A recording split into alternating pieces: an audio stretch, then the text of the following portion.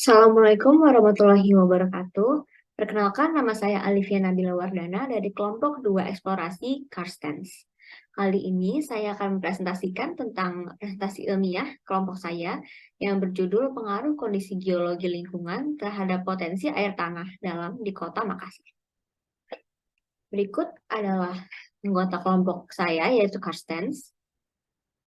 Lalu berikutnya ada daftar materi yang terdiri dari pendahuluan, metode penelitian, hasil pembahasan, serta kesimpulan. Yang pertama adalah pendahuluan penelitian.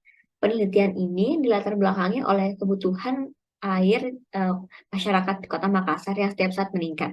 Nah, seiring meningkatnya kebutuhan air masyarakat di Makassar, ternyata banyak masyarakat yang masih mengandalkan air tanah dalam atau groundwater untuk kebutuhan sehari-hari. Nah, air tanah dalam di Makassar ini memiliki nilai kisaran pH sekitar 7-8 serta warna airnya bening. Namun, data geolistrik menunjukkan bahwa akuifernya telah terintrusi oleh air laut. Nah, di sini bisa dilihat bahwa kondisi geologi itu sangat mempengaruhi kualitas air tanah. Nah, oleh sebab itu, penelitian ini dilakukan untuk mencari hubungan antara kondisi geologi dengan potensi air tanah dalam di Kota Makassar.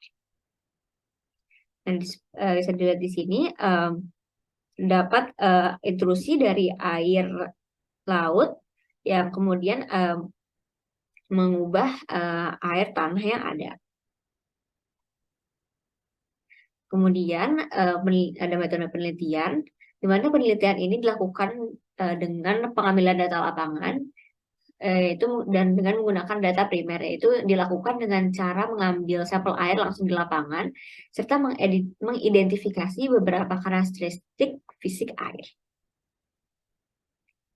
Kemudian ada metode penelitian yang berupa analisis data, dan analisis data ini dilakukan dengan sistem informasi geografis atau SIG.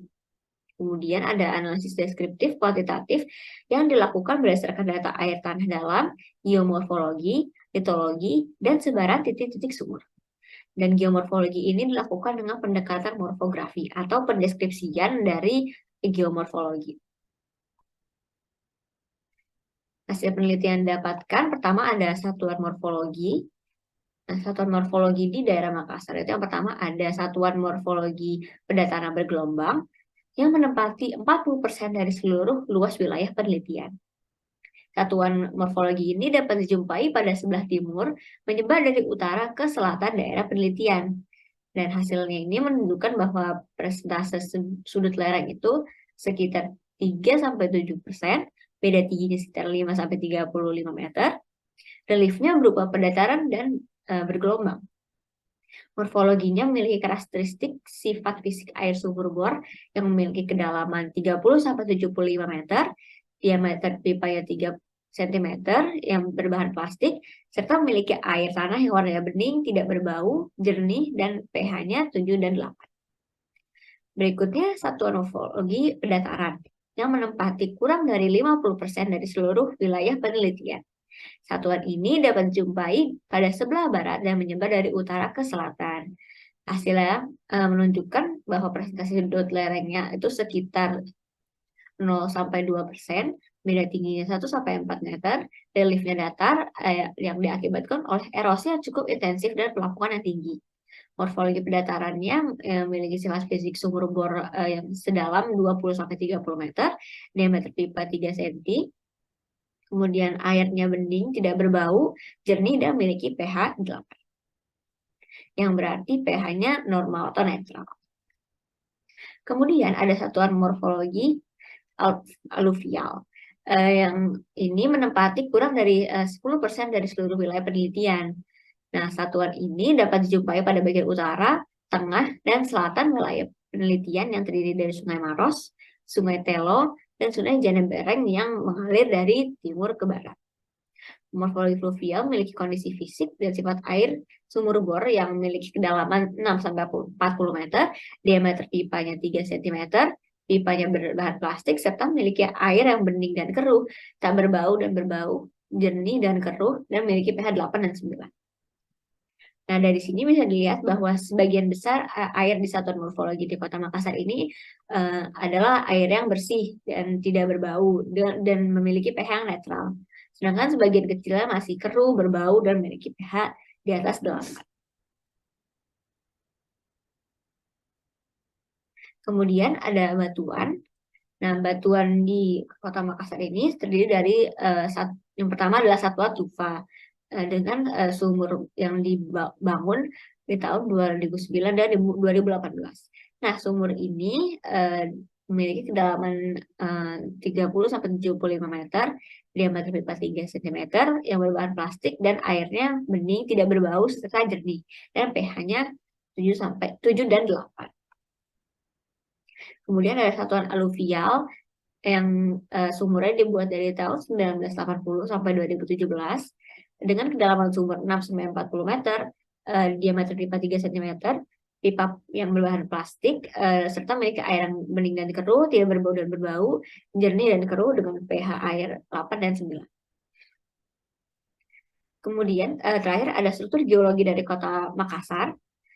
Yang pertama ada kekargerus atau shear joint dengan yang memiliki sumur bor dengan kedalaman 30 sampai 75 meter, diameter pipa 3 cm, pipa terbuat dari plastik dan dibuat di tahun 2009 dan 2018 seperti satuan tufa tadi. Dan selain itu airnya juga berwarna bening, jernih, tidak berbau dan memiliki nilai pH 7 dan 8. Berikutnya ada aluvial, seperti yang tadi juga dengan kedalaman sumur bor 6 sampai 40 meter, diameter pipa 3 cm, pipanya berbahan plastik, serta dibuat di tahun 1980 dan 2017. Airnya berwarna bening, ada yang jernih dan keruh, ada yang tidak berbau, ada yang berbau, serta nilai pH-nya 8 dan 9.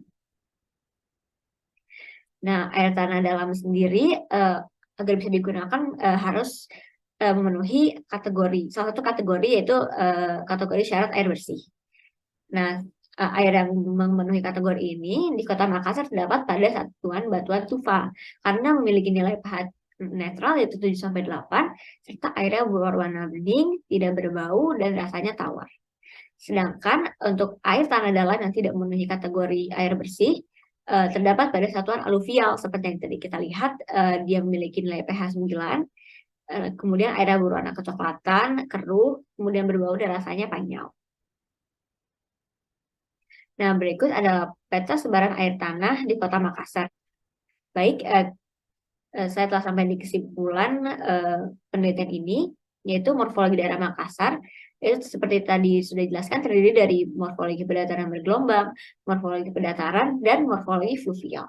Satuan batuan daerah penelitian terdiri dari satuan tufa, satuan aglomerat, dan breksi vulkanik, serta satuan aluvial.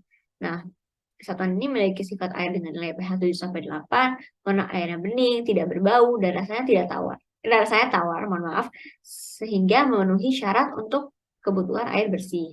Nah, air yang dihasilkan oleh PDAM setempat juga mencukupi kebutuhan masyarakat. Nah, dari sini kita bisa melihat bahwa sebagian besar air di Kota Makassar adalah air yang layak untuk digunakan karena telah memenuhi syarat air bersih. Dan kemudian ini adalah referensi yang digunakan dalam penelitian. Dan demikianlah presentasi ilmiah dari saya. Terima kasih banyak atas perhatiannya. Semoga bermanfaat dan mohon maaf jika terdapat kekurangan dalam presentasi ilmiah saya ini.